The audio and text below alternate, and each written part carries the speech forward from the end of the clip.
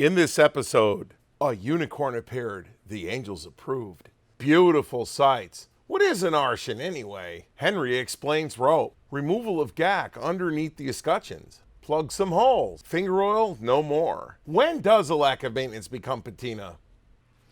A Soviet 91 Dragoon and what has been passed off as a Remington Complete 91 Mosin. Both of these guns have really been run hard throughout their lives. We've got some work to do up here and a bunch of other maintenance we have to do to these two guns. And we're going to talk about the Mosin as it exists before 1930 and for what this guy paid for this thing. I sure as heck hope that barrel channel is lined with solid gold. Down the rabbit hole, let's go.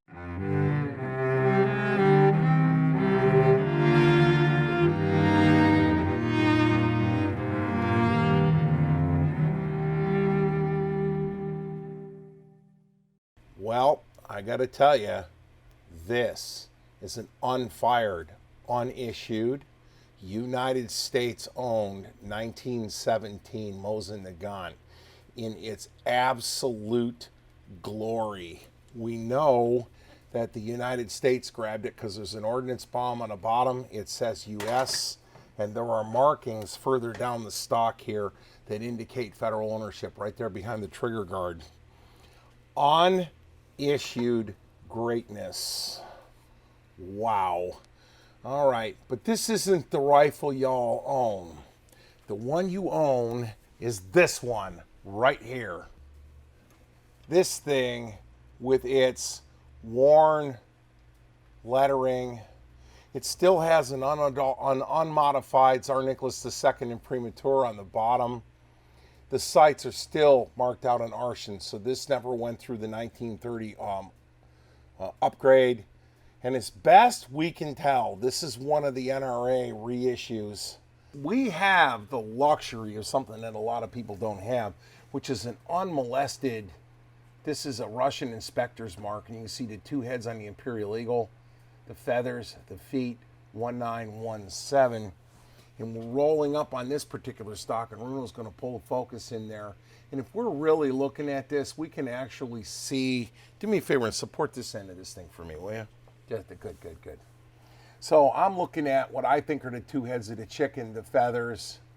Not a chicken, I'm not calling you know what I'm saying. And then the feet, and then an unreadable date here. The other thing we're noting is that both of these stocks are nominally walnut. So both things are actually migrating towards the fact that this stock is something that I didn't think it was. But now that I'm really looking at it under magnification, there's a possibility that the stock that we have to go with that Remington is actually a Remington. We were thinking maybe that this might have been some other kind of cartouche, but it's not. So this is probably one of the ones that the NRA issued and sold in the 1930s because it doesn't have anything on it that indicates that it ever left the country. There's nothing on it. Further up the stock, we note that one, the escutcheons are in the white. The escutcheon screws are filed over flat, and there's no corrosion and nastiness on here. On this particular stock, we can see that there's been a lot of corrosion that has occurred underneath, and these holes are stripped. So this is what the escutcheon plate and the screws look like that came out of here.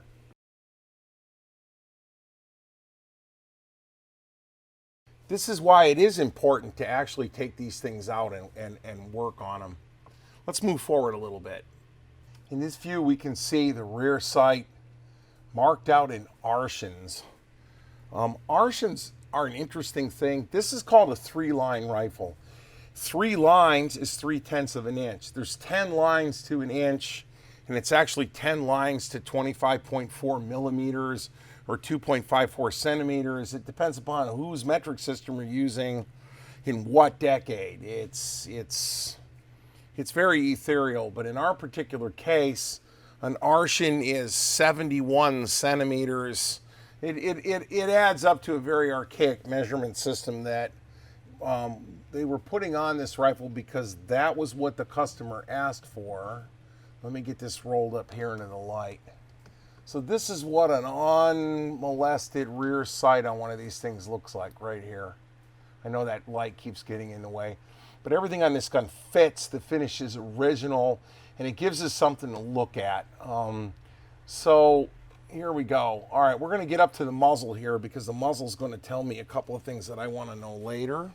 So on the muzzle of this particular gun, kind of unmolested here, this does not have the same setup as the gun that we have to repair. The gun that we have to repair is a Dragoon, which isn't much different. It's just got different nose metal on it. So here's the repair I've got to do today, besides everything else. The front end of this has been patched together, kind of glued up, kind of gacked. God, I don't want to know. This ring has been completely extended. The ramrod does not screw into its metal bit at the back end of the hole, so the ramrod just falls out of it. We've got some work we've got to do. We need to repair this glue joint here. They didn't finish. They didn't finish it. They didn't get that. So that's the Dragoon that we've got to work on. And then the other gun was just in here to have a complete conservation done on it. And I happen to have access to a beautiful unicorn that I wanted you guys to see. So Henry is here. Henry was the gentleman that had the flare pistol from World War I. He knows a few things about these. Henry, what's going on with this sling? What's going on with this? So what the customer has done on this particular weapon is he's trying to approximate the 2 United States regiments from something called the Polar Bear Expedition in 1918. That's where they went over to try to keep the Axis Central Powers from grabbing all the ammo, right? Yes, Yeah, so okay. when the Communist Revolution took place, they were very worried that the Germans would take access to ammo dumps in Archangel and Murmansk, which was 2 port cities in Russia. Good. And supply lines not being what they were, they sent them to guard ammo dumps. Having bailed the Remington and Westinghouse companies out by buying 280,000 of these things, the U.S. government said, hey, why don't we just send these guns we have sitting here in Cosmoline with these 2 units, and they can use the ammunition that's there. Okay, so they're guarding an arsenal full of 7.62 by 54. Ah, got it. Absolutely. Outstanding. But the one thing that was missing, and that's why you have this, what seems like a cotton rope here, this is actually a U.S. shelter half rope. So every doughboy would have been issued one of these because it took 2 guys to put a tent together. Okay. And what happened was while Remington was making the firearm, they were not making the leather goods or slings that went with it. Russia was supplying those. So when the U.S. government sent these over, they realized they had no slings. And we have several photo documented evidences that the 2 units that went over went desperately looking for something to use as a sling, and many of them decided to use the shelter rope half because they could shove it through the hole. Adapt, overcome, improvise. Outstanding. We're also holding on this so you guys can get a couple of photos of it, some stills of what a really nice looking Mosin looks like. And that's about it. I'm going to get into the repair on the other gun now, and we're going to kind of pull off of this, but fascinating. Thanks, Henry. I appreciate that. We're actually kind of doing 2 repairs at once. We're going to work on the front end of that Dragoon, and we're going to work on a couple of things here that we've discovered. All of this stuff right here, this is all literally rust. And I know you're not allowed to take these guns apart, but they need to all be very gingerly taken apart. And all this wood is pretty bad. It's dry rotted, it's splitting. On the end here, you can see where it's just right here, this little crack right here, bang. All of this is just splitting up. This is all splitting up. This should have been done 50 or 60 years ago. And it should have been done 30 years ago. Let's clean all this out of here. And I'm doing it with a very sharp chisel. I'm being very gentle because all of these edges right here are in distinct peril of getting blown. But I'll tell you what'll screw this up worse is if this plate gets loose and it gets banged around, then it'll really tear everything up. Well, you saw the condition of the screws. Yeah, and those screws were kind of screwed up. And here you go. This is how they cleaned up. Now, these are 2 of the best ones I've got. And if you really see, you can see that the threads are darn near missing off this thing. And this this gack right here, let me see if I can get you a good shot of the threads. See that there? We're probably going to wind up having to replace a screw that looks like that because there's nothing there to thread in. It's just gone. So we're going to have to come up with some really small steel screws. Now, if you get out of the hardware store and buy a couple of these really small screws, they're all plated with something, and you need to get that plating off, right? But you're going to have to replace it. Now, nothing is going to stick in these holes here. Nothing is going to stop. They're not going to thread down in these holes. There isn't a single hole on this gun that's worth a hoot. Hang on a second here while I hit this with a little bit of compressed air. Don't blow the air too hard because you'll just lift this end grain. So we're just going to really gentle. Don't hit it. Don't hit it hard. You'll fleck all this off, and you don't want to do that. I'm going to actually drill these holes out ever so slightly, and we're going to liner them with just a little bit of glue and a half a match.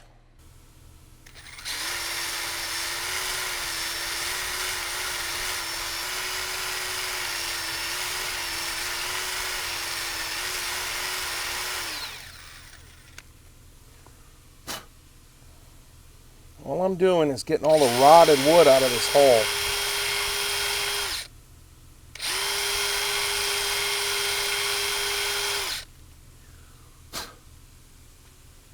Okay, that looks a little bit better.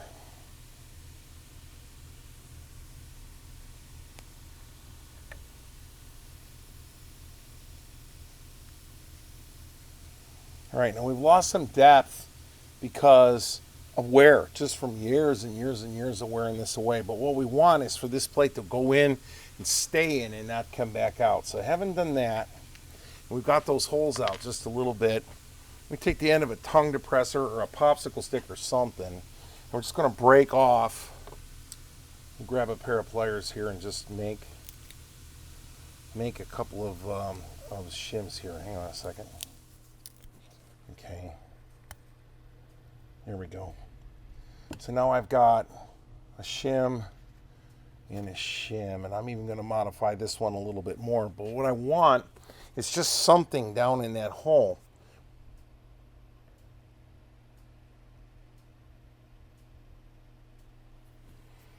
Give that a second to kind of dribble down in that hole there.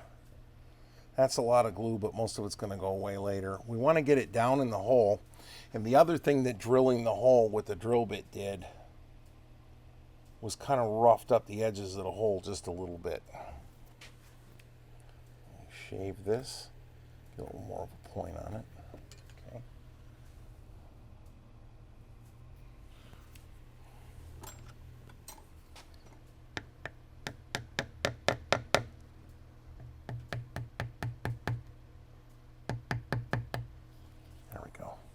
That'll set down inside that hole and fill them back up again so we don't have this amorphous hole center. We get all this shape back off, we'll lay the plate over it, and we'll just respot the holes. So now we do the same thing to the other three escutcheon plates. All right, I've switched rifles now, and those wood fillers are drying on the other one, the long rifle. This is the Dragoon now. So one of the things that wasn't happening is this rod was unable to go in and thread into this block back here in the back. We see the threads in that. There's actually threads in that, and that's designed to have what I think is about a 544, I don't know the exact number, thread in there. But then you can just grab this and very gently lift this thing out. And this actually comes out of the gun. And we can see here that the hole that the ramrod goes in is just caked full of gack. I mean, good Lord, look at that. So we're going to go in and clean all that out. And then we're going to turn our attention to the front end here, because we need to be able, we'll almost have to drill a hole down the ramrod channel in order for that to work. We're up the front end now, and you can see this glue joint. This glue joint runs all the way down this. This was somebody's attempt to repair it. It goes around that escutcheon plate, which is probably a disaster underneath. We'll have to pop that up. Then there's a piece of wood that's been glued in right here, and it wasn't even sanded down. They just glued a block of some sort of grain direction walnut. I don't know if we're going to work with that or attempt to replace it. I don't know. We'll get on up on the inside. You can see what's left of that glue joint in there. Oh, look at that. There's another glue joint all the way down the back side right here. Yeah, right there. We're going to clean that up. So the front end of this thing needs a little bit of work. We'll set that down. We'll take a look at this hand guard. So, yeah, I'm seeing daylight underneath there. Hey, Ma. I don't know what we got there. There's a glue joint running all the way down the center of this thing. So it's been repaired once, twice. There's one right there. And it looks like it was done by a trained rat. At least this one was sanded in.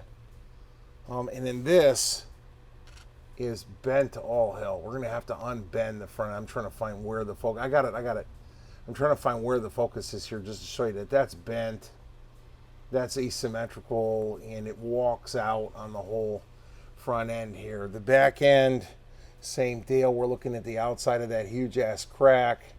Lots of sugar rust. This should be taken off and converted, but I don't want to uncrimp it.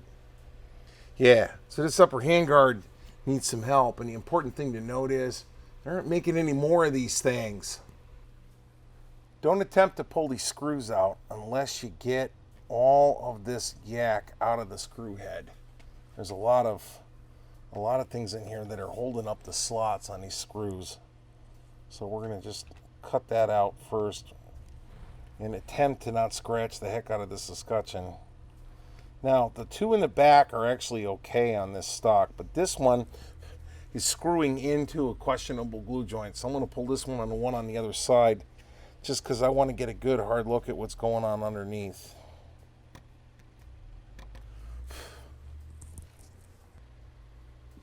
If there was ever a day to have a screwdriver fit your slots, this is the day. And a little bit, okay, we got lucky and this one's going to pick up. All right. Get in there. Okay, here we go. Very gently, just walk it out. Now, this one's still got some bite in this hole. You're not going to get a lot of torque on these. And if you're not starting from scratch, I would say keep track of what screws came out of what holes.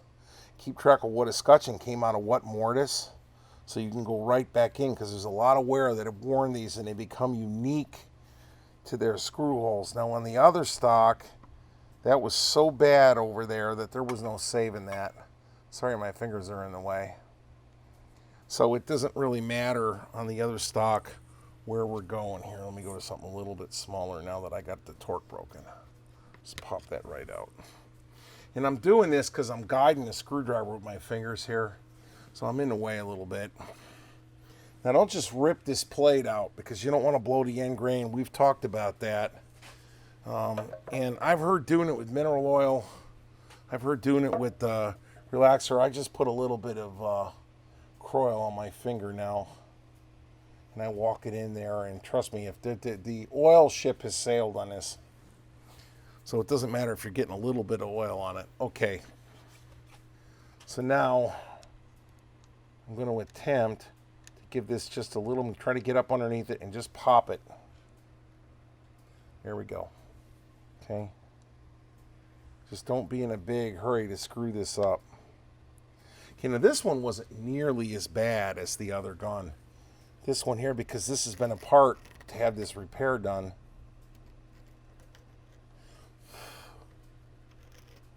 All right, so we're okay up under here.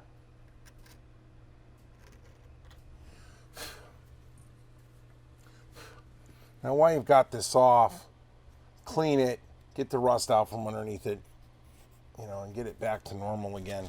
But the operative point here is that we're going to be able to put it back, right back in where it came out, and it's going to look okay, but we know that we don't have this mystery crap going on behind it. So again, we're back here. And we'll just dip this steel wool in a little bit of soapy water here. This is just a little bit of soapy water, and eventually you got to clean your coffee cup out anyway. So, and this is soapy water. Now, I've said in the past on other videos when we did, say, the 1903, was that I didn't like using soapy water, and that's because if I had planned on putting any more finish on this stock, the soap would get in the way if I didn't completely neutralize it. But in this case, a little bit of steel wool and just very gently polishing off that layer of oil that's on the outside of this thing. Okay, and again, if we come back with the rag, you'll see that we're lifting an entire layer of mung right off the top of it and making it look better. It was all kinds of dark. See, well, let's see here if we can get a good look at this. Yeah. This isn't showing up on camera very well, but it's doing a really good job of lifting the surface oil off and not messing up the underlying finish, and that's very important here. Okay, now this big old dark, there's a big old dark patch of oil right there, and that big dark patch of oil, there it is from oil running down the action, down the stock, and right into that. You're not going to get rid of that. You're not going to be able to get down underneath that. I'm talking about just the finger oils, just the gack from your fingers. Here, let's go up inside the finger groove. Give me that one there. Excellent. We'll get up inside the finger grooves, and like I said, just a little bit of soap, a little bit of 4/0 steel wool. And I'm not pushing very hard. I'm not trying to make the steel wool cut. I'm just trying to use the steel wool as a way to make things work. See how much better that looks? You have to come in and detail it and get on up in, and toothbrushes work really well. And we can now remove a lot of the things that made this stock look so dark. Now it's starting to look a little bit better, and I'm telling you the finish is still on it. I'm not going through the finish because I don't want to refinish this gun. We're just trying to give it a little bit of help. So you see me do this before. We just took this piece of wood and blended it in. We cleaned all the gack off of this lock. We cleaned everything out from behind this and then went ahead and tapped it back down in again. Cleaned the slots out, nailed it all down, did the soap, went a little bit of steel wool routine, and really cleaned this fore end up. We did the same thing to this upper handguard. This upper handguard looks a lot better than it did. We even cleaned all that excess glue off the inside, looking sharp.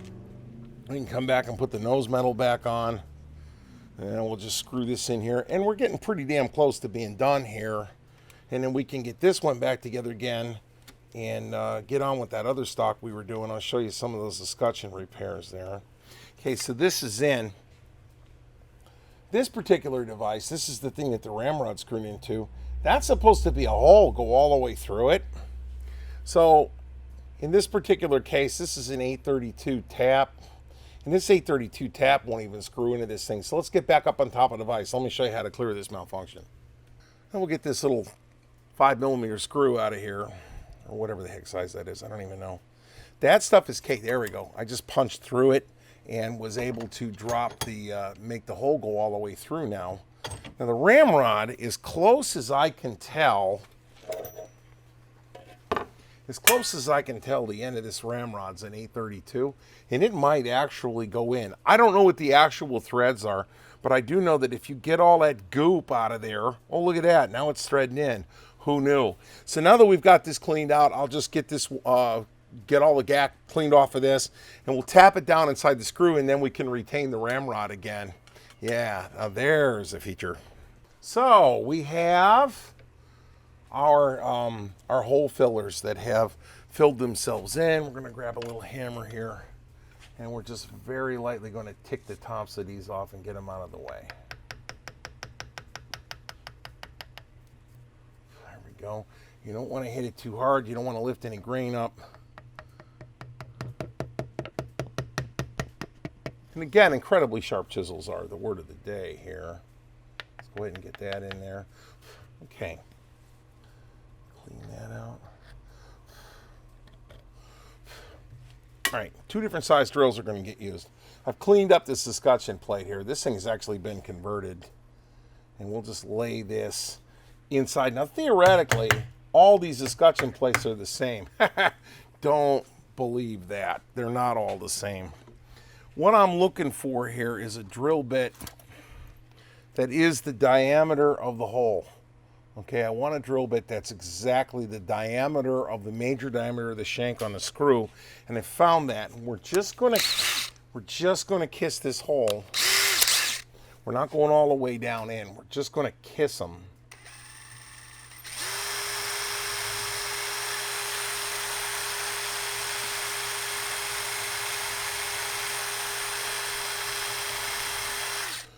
The reason for that is we now know where the hole is, and we can pop this up and finish drilling it. See, those are the true centers. This drill bit is an exact fit right through there. See? So now we know where the true centers are. So now that we know that, come back in with a real small drill and just go right in the center. And freehand them. So now we've piloted the holes for the small screws, and we've made our job here a little bit simpler. We've piled them in. We run it down. Do I care that this is an exact fit? No, the gun's, good Lord, the thing's over 100 years old, but you do have to lift these plates up and do the maintenance underneath them. And then we're going to do one last thing here. Okay. Run that down. The little slots are fore and aft. I've noticed something that I've read about, but I noticed it, and I don't have a way to show you on camera. I've tried. The quality of this Remington gun is a little bit higher than the quality of the one that was made over in Russia. I read that somewhere where the tooling was bad enough that Remington just had to start over again. Polished hammer faces, guys. Give that a tap, and that cleans that escutcheon up and makes it look much better. Right now we don't have anything growing out from underneath it, and when we get all done, the last thing we can do is we can fly back in here with a little bit of that steel wool soaked in some soapy water, and we can just milk off the oil. Again, we're not cutting the finish off. We're just milking off all that dirt, and you can see this stuff. I mean, look at the color of that water. It's nasty. Bring that off and go back over the entire gun nice and light and make that work. We start bringing that rich color back that used to be that gun. And in the same shot, I'm going to show you something right here. I'm going to pull, kicking forward here a little bit. There's the transition line between where we've cleaned all the goop off the top and we haven't. And you can see where that soapy steel wool thing really makes a difference. So now we got to go back and clean the rest of these up. We're at an intermediate stage of completion here. We're going to kind of wrap out. These two stocks were the same color when we started. This has been very lightly soap and watered, and we've taken all that nastiness off the outside of it, but we have not removed any of the character marks, none of the stock markings. We've done a significant amount of repair work up at the front end. This one's still underway. This particular gun, there's bad corrosion all over this. Not enough to DQ it, but the gun had got hurt, and it's been conserved. And while I'm on the topic of that, I'm going to beat my drum here. I got asked a question by one of my patrons that said, how do you convince a customer that patina is rust? And I have one picture that I can show you here in all three elements. The barrel on the top is the barrel off the Mosin we were working on, where we did all 4 escutcheons. The barrel has been triple pass conserved. All of the rust has been stripped off of it. No bluing has been put on it. You can still see its original polish. The top of the magazine well is the original bluing from the factory, and it's never been exposed to the elements. That's a pretty good idea what it looked like. The bottom is patina. That's what happens when metal is exposed to the environment. This is what everybody calls patina. I call it a nice thick coat of rust. One photo showing everything I need to say.